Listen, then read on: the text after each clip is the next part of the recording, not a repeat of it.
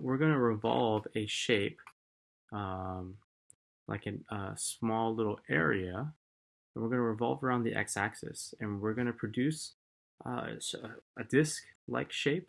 We call it, it's kind of like a flat cylinder. Um, we call it a disc, kind of like a quarter with a little bit of thickness. What it pretty much is a circle with a little bit of thickness. So we're going to take this little line right here, and if we rotate it around the x-axis, so here's the x-axis, y equals 0. If we rotate this around, you're going to see that we create kind of like a circle. That was like the worst circle I've ever drawn, but it's going to create like a circle. Okay, so it's going to create a circle, and this circle is going to have a certain radius. Okay, so this right here would be the radius, and the radius is going to be comprised of two parts. It's always going to be some function. Okay, one side will be the function, and then the other side will be the axis of rotation. And you're going to see, depending on which one is further away, which one is higher or above the other, it might be the axis of rotation minus the function, but ultimately it's going to involve a function and the axis of rotation. That's pretty much guaranteed. Now, the shapes we deal with, every time you rotate something around the x-axis, you create circles. And so what we're going to do is pretty much that. Okay, you're going to give it, when you rotate, you're going to create a circle, so that's where the pi r squared comes in. And then how do we create volume from a flat circle?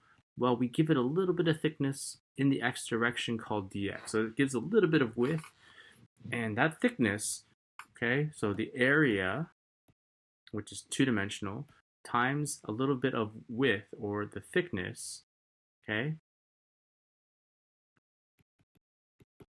creates volume.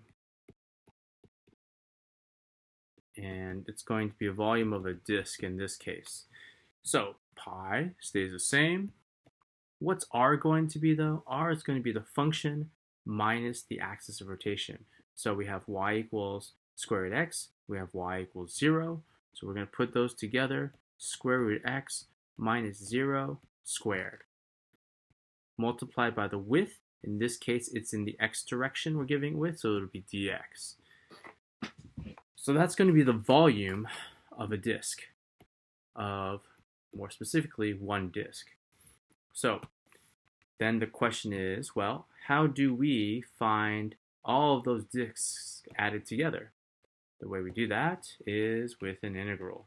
Okay, so right here we have from A to B, there's B. Okay, more specifically, x equals 0, x equals 4.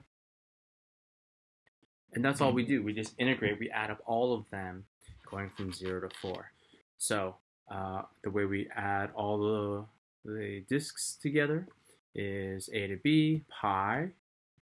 And then this will be, in this case, it'll be square root x minus 0 squared dx. Remember, this is the area of the circle.